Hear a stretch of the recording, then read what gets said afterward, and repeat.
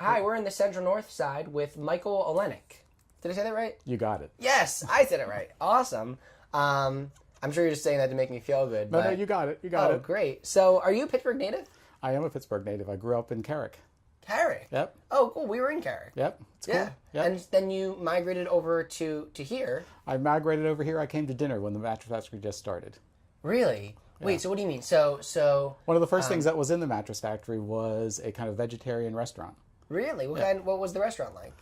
A bunch of people hired a cook, and they would go out shopping for them, and you'd come there for an evening meal. And I was a student at Carnegie Mellon at the time, and it was already kind of a magnet, and kind of there's this cool thing that's happening on the north side. What were you studying at Carnegie Mellon? I went there first for industrial design, and then I went into the fine arts department. So sort of like, Andy Warhol also went there for, did he also do industrial design? I know he did design. I think he was there. He may have been there for commercial art. I don't know. I don't know. Kind of illustration and stuff like that, because that's what he ended up doing when he first got out of school. Yeah. And so you were studying, I guess, art, but then became industrial design, then art, and then you came here for a vegetarian meal.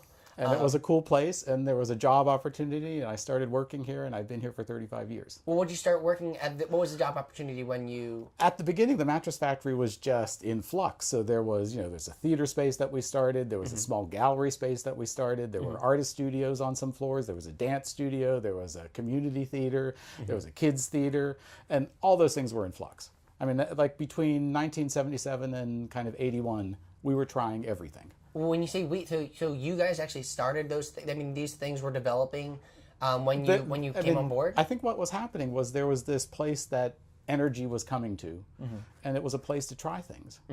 And that's really how the place started. It was, creative people showed up, and they were interested in the gallery, so we started doing a gallery space, and someone wanted to do a dance studio, so we figured out how to put up some mirrors on one side of the building, and we put up some pipes so they could do ballet, and and that's really the nature of this place. So what's happened? Is it still like that? In 1981, we decided to focus on the creation of new work. So that's what we've done since. Okay. And so we invite artists from all over the world to come here and work, and we support them completely, and we help them do projects. Yeah.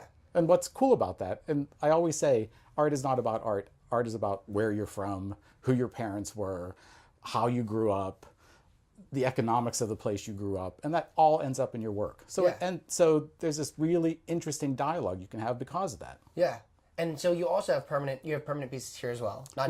Not just new work. But so tell me, I guess, about like the different locations that you have and the differences between permanent art that you have here. Well, the mattress factory is called the mattress factory because of the six-story warehouse that we started in. So that's the first one, and that's at 500 Sampsonia Way. Okay. And in 1986, we had the opportunity to buy another building that was on the corner of Monterey and Jacksonia. So that's another satellite space that we have. And then we have another 2 spaces that we have on Taylor. And since artists come here and live, there are 2 buildings that we put together that have apartments in them for artists to stay in. Really? And what's interesting, I think, and good about the way this institution has grown, we made a decision that we were going to grow into the neighborhood rather than growing onto the side of the building. Yeah. So you come to the main building, you have to step outside, you have to walk down the sidewalk to the other building. And that activity has been really great for the neighborhood. You're really part of the neighborhood. Yeah. And we're a weird institution in the center of a Victorian neighborhood. You know, it's like often people drive down the street and think, well, it couldn't be here. Yeah, no, it's hard to find sometimes. It's completely hard to find. Yeah.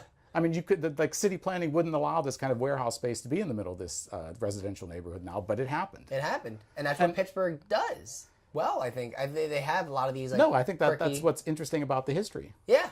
And what's I think interesting about the history of the North Side is there were opportunities here for creative people to come and do something. Yeah. So when Barbara first came and bought a small house in the neighborhood, and then she bought another warehouse in the neighborhood, first sold her house, bought that another one, and then the mattress factory became available. Yeah. So that opportunity was Barbara Luderowski, who was really the founder of the whole place. It was her whole idea kind of at the beginning. Yeah.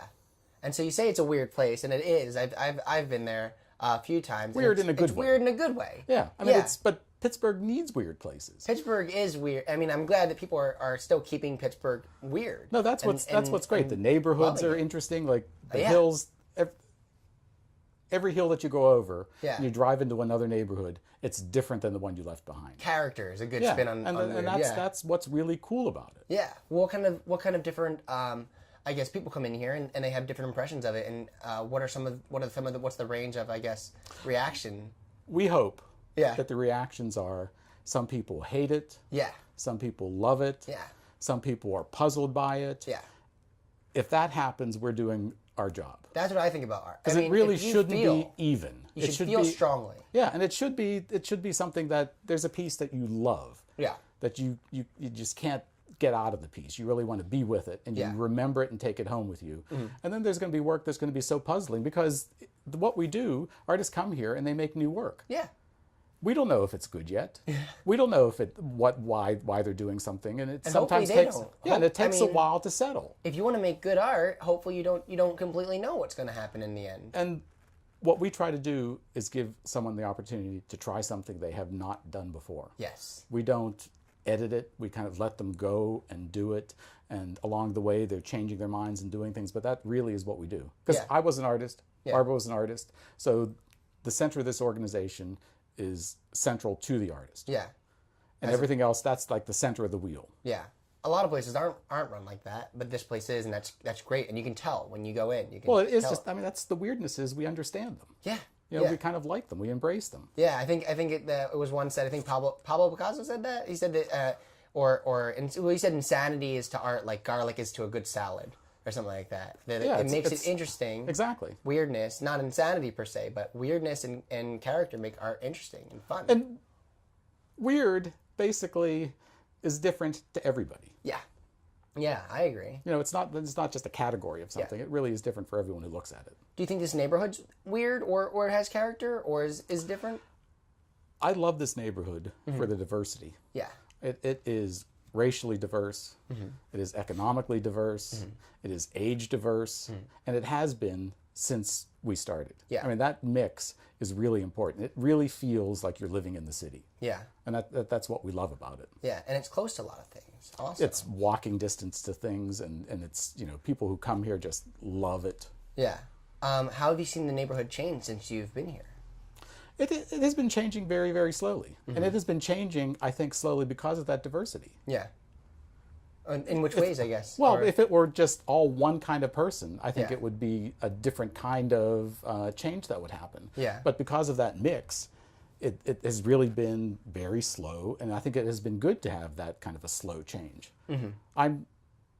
We're nervous about gentrification. We're Right. nervous about having this turn into a suburb. Yeah, you don't want where that. Yeah. everyone is the same. Yeah. You know, I love having the ex-steel workers still living on the street in a house that has aluminum siding on it. Yeah. I love the fact that someone is so crazy about Victorian that they go over the top with the front of their house. Yeah. I mean, that mix is what's great. Conformity is boring, and variety And is what makes... it also is the kind of neighborhood that Randyland Yes, Randyland's amazing. can, you know, some dreamer. Can you talk about Randyland for a bit for people who don't know about it? It's Randy Gilson, who is he works in a hotel downtown. Right. He just had this dream about where he lived. Yeah.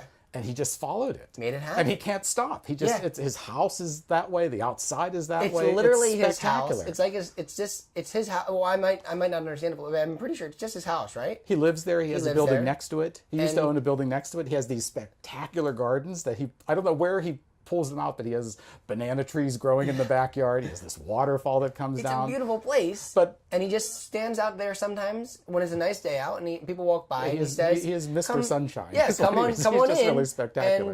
and check out my place. But that says that this neighborhood is welcoming Yes. to that kind of thing. Yes, And that, I mean, I don't it's think emblematic it of the couldn't character. happen in another place. 100%. And, you know, for the future, it would be great if that always happened. Yeah. If that diversity was always here. Yes, Because that's what people love about this place. yes, and that's what keeps the place what it is.